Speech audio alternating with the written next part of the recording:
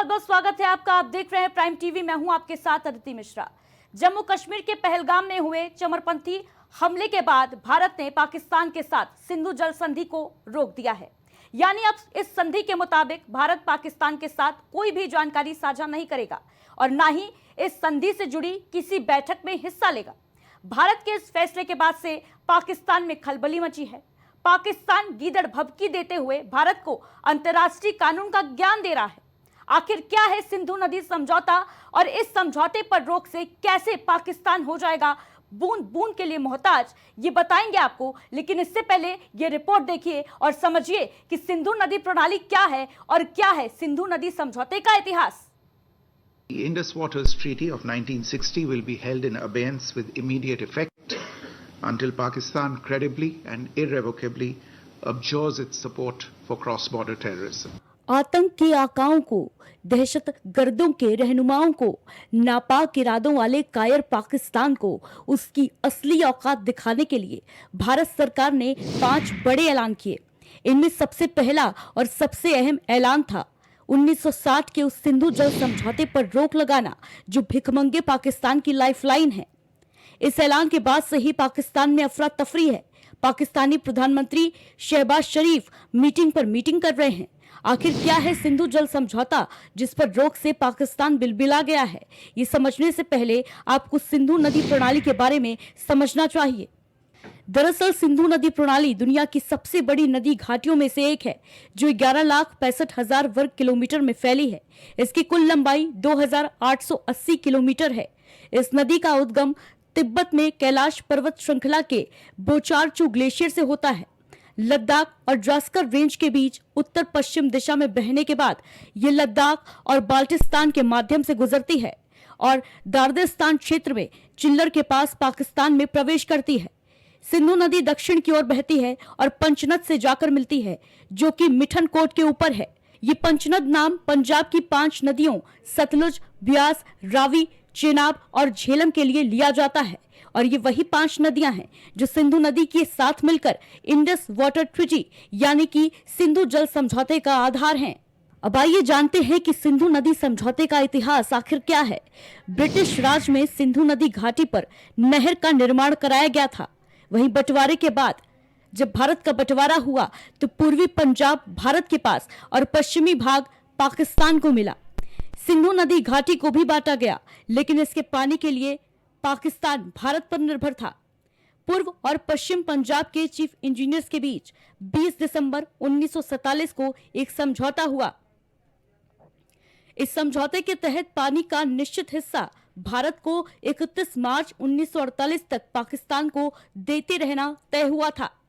1 अप्रैल 1948 को भारत ने 2 प्रमुख नहरों का पानी रोक दिया और पाक की जमीन पर हालात खराब हो गए।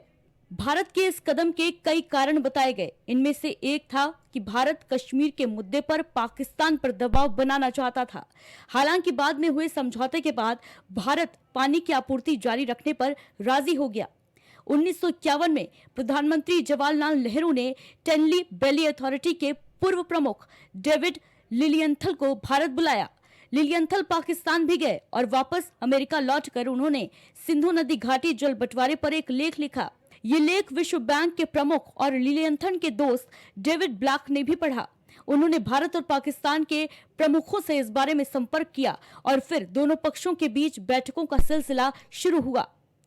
ये बैठकें करीब 1 दशक तक चलती रहीं और आखिरकार 19 सितंबर 1960 को कराची में सिंधु नदी घाटी संधि पर हस्ताक्षर हुए। इस संधि के तहत सिंधु, झेलम और चिनाब को पश्चिमी नदी बताते हुए इनका पानी पाकिस्तान के लिए तय किया गया, जबकि रावी, ब्यास और सतलुज को पूर्वी नदियां बताते हुए इनका पानी भारत के लिए तय किया गया। इसके मुताबिक भारत पूर्वी नदियों के पानी का कुछ अपवादों को छोड़कर बेरोक-टोक इस्तेमाल कर सकता है। वहीं पश्चिमी नदियों के पानी के इस्तेमाल का कुछ सीमित अधिकार भारत को भी दिया गया था। इस संधि में दोनों देशों के बीच बातचीत करने और साइट के मुआयने आदि का प्रावधान भी था। इसी संधि में सिंधु आयोग की स्थापना भी हुई। इस आयोग के तहत दोनों देशों के कमिश्नरों के मिलने का प्रस्ताव था। संधि में दोनों कमिश्नरों के बीच किसी भी विवादित मुद्दे पर बातचीत का प्रावधान है। इसमें यह भी कहा गया था कि जब कोई एक देश किसी परियोजना पर काम करता है और दूसरे को उस पर कोई आपत्ति है तो पहला देश उसका जवाब देगा। इसके लिए दोनों पक्षों की बैठकें होंगी। बैठकों में भी अगर कोई हल नहीं निकल पाया तो दोनों देशों को, सरकारों को मिलकर इसे सुलझाना होगा। साथ ही ऐसे किसी भी विवादित मुद्दे पर तटस्थ विशेषज्ञ की मदद या कोर्ट ऑफ आर्बिट्रेशन में जाने का प्रावधान रखा गया है। तो सिंधु नदी समझौता जो पाकिस्तान की लाइफलाइन माना जाता है, इस पर रोक के बाद पाकिस्तान बौखलाया हुआ है। और आपके लिए ये समझना जरूरी है कि ये सिंधु नदी जो सिस्टम है, जो रिवर प्रणाली है, वो किस तरीके से काम करती है। दरअसल सिंधु नदी जो घाटी है वो 11,65,000 वर्ग किलोमीटर के क्षेत्र में फैली हुई घाटी है। इसमें सतलुज, व्यास, रावी, चेनाब और झेलम जैसी नदियां हैं जो सिंधु से जाकर मिलती हैं। मिठनकोट पंजाब का इलाका है जहां पर ये नदियां सिंधु से जाकर मिलती हैं और इस सिंधु नदी के पानी से ही जो पाकिस्तान की सिंचाई व्यवस्था है वो इसका लाभ उठाती है। 80% जो सिंचाई है पाकिस्तान की वो सिंधु रिवर पर ही डिपेंडेंट है। और ऐसे में भारत की तरफ से ये जो वाटर स्ट्राइक की गई है, यही रीजन है कि पाकिस्तान इस स्ट्राइक के बाद बौखलाया हुआ है और गीदड़ भभकिया दे रहा है। ये 5 नदियां देखिए, झेलम, चिनाब, रावी, सतलुज और व्यास, ये 5 सहायक नदियां हैं सिंधु की, जिनमें से सिंधु, सतलुज और चिनाब की अगर बात की जाए तो ये पाकिस्तान के कब्जे वाले इलाके में हैं। इस समझौते के बाद ये नदियों पर पाकिस्तान का अधिकार था, लेकिन आपको बताते चले कि साथ ही साथ भारत को भी इनका आंशिक रूप से अधिकार प्राप्त है। चाहे बिजली की बात की जाए, बिजली उत्पादन की बात की जाए या खेती की बात की जाए, भारत इन नदियों के पानी का उपयोग कर सकता है। वहीं अब आपको बताते चले कि प्रधानमंत्री नरेंद्र मोदी ने भी आतंकियों पर जो लगाम है वो कसने के लिए बड़े ऐलान किए थे। क्या कुछ ऐलान किए प्रधानमंत्री ने आज अपने संबोधन के दौरान। उन्होंने कहा कि हमला सिर्फ पर्यटकों पर नहीं, भारत की आत्मा पर हुआ है, भारत की रूह पर हुआ है। बड़े ऐलान प्रधानमंत्री नरेंद्र मोदी ने, और आतंकवाद की कमर तोड़कर रख देंगे, ये बड़े ऐलान किए प्रधानमंत्री ने आज अपने संबोधन के दौरान। साजिश करने वालों को कल्पना से भी बढ़कर सजा दी जाएगी। प्रधानमंत्री नरेंद्र मोदी आज बिहार के दौरे पर थे, बिहार में जनसभा को संबोधित कर रहे थे और जिस तरीके से पहलगाम में आतंकियों ने वारदात को अंजाम दिया, आतंकी घटना को अंजाम दिया, उसके बाद पर्यटकों पर जो वार हुआ, उसके बाद प्रधानमंत्री की यह हुंकार देखने को मिली। उन्होंने साफ तौर पर कहा कि अब आतंक का सफाया होगा, आतंक के आकाओं को बख्शा नहीं जाएगा। यह हमला सिर्फ पर्यटकों पर नहीं बल्कि भारत की आत्मा पर हुआ है। वहीं बताते चलें कि ये जो सिंधु जल समझौता है ये 1960 के दशक में हुआ था, जिसे अब भारत ने रोक दिया है और इसी कदम से भारत के जो पाकिस्तान है वो बौखलाया हुआ है। पाकिस्तान के जो मंत्री हैं, जो नेता हैं, वो लगातार भारत को गीदड़ भभकिया दे रहे हैं और कह रहे हैं कि अगर भारत कार्रवाई करता है तो हम इंटरनेशनल कोर्ट में जाएंगे।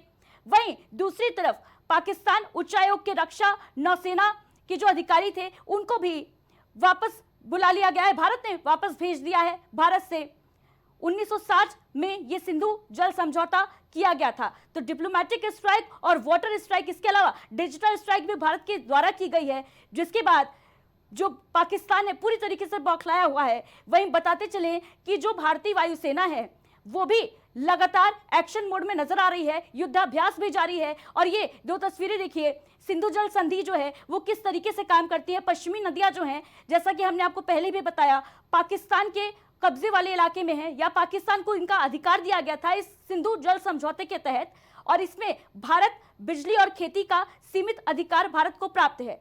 सिंधु, झेलम, चिनाब, ये 3 नदियां पाकिस्तान के अधिकार क्षेत्र में आती हैं। वहीं पूर्वी नदियों की अगर बात की जाए, सिंधु की जो सहायक नदियां हैं सतलुज, व्यास और रावी, इन पर भारत का अधिकार है, पूर्णता अधिकार है। और इसके इस्तेमाल के लिए भारत, अगर पाकिस्तान इन नदियों के जल का इस्तेमाल करना चाहता है तो उसे भारत की परमिशन की आवश्यकता होती है। साफ तौर पर अगर भारत सरकार का ये बड़ा कदम है, अगर ये रोक जो है वो बरकरार रहेगी तो पाकिस्तान को इस रोक के बाद बहुत भारी कीमत चुकानी पड़ सकती है, बूंद बूंद के लिए मोहताज होना पड़ सकता है।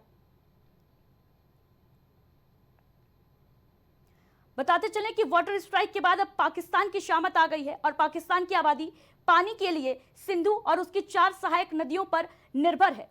सिंधु और सहायक नदियों के पानी का 90% हिस्सा जो है वो सिंचाई में प्रयोग होता है। पाकिस्तान की 80% खेती लायक भूमि सिंधु नदी के पानी से ही होती है और खाद्य उत्पादन में गिरावट भी आ सकती है, जिससे भूखमरी का संकट भी हो सकता है। वहीं पाकिस्तान की शहरी वाटर सप्लाई रुक जाएगी, जिससे वहां अशांति भी फैल जाएगी। बिजली उत्पादन ठप होने की आशंका भी जताई जा रही है। इसके साथ ही साथ पाकिस्तान के कई शहरों पर ब्लैकआउट का खतरा भी मंडरा रहा है। पाकिस्तान के प्रमुख शहर कराची, लाहौर, मुल्तान भी सिंधु नदी पर निर्भर रहते हैं। तरबेला और मंगला जैसे पावर प्रोजेक्ट भी इन नदियों के सहारे चल रहे हैं।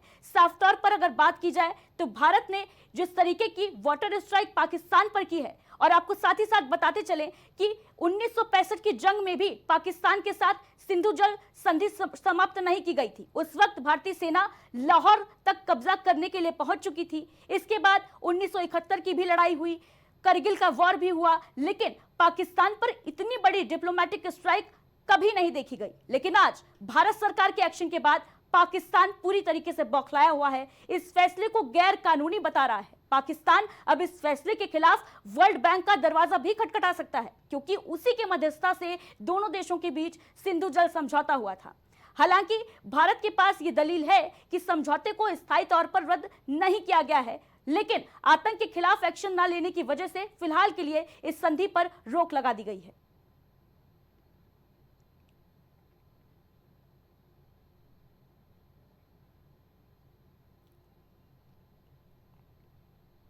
आपको बताते चलें कि जिस तरीके से पहलगाम में आतंकी हमले को अंजाम दिया गया, उसके बाद से भारत सरकार जो है वो लगातार एक्शन मोड में नजर आ रही है। पूरे देश में जो गम है, गुस्सा है, आक्रोश है, उसी का असर कहीं ना कहीं सरकार की जो डिप्लोमेटिक नीतियां हैं उन पर भी देखने को मिल रहा है। कल बेहद बड़ा डिसीजन लेते हुए भारत सरकार ने पाकिस्तान के ऊपर 5 बड़े फैसले लिए और उसका हुक्का पानी जो है पूरी तरीके से बंद करा दिया गया। सार्क के वीजा पर भी रोक लगा दी गई। वहीं इसके अलावा आपको बताते चलें कि सिंधु नदी प्रणाली के साथ जो समझौता चल रहा था भारत का, उस पर भी भारत ने रोक लगा दी है, फिलहाल के लिए स्थगित कर दिया है। और ये कहीं ना कहीं भारत सरकार की बड़ी कार्रवाई के तौर पर देखा जा रहा है। फिलहाल वक्त एक छोटे से ब्रेक का, जल्द लौटेंगे।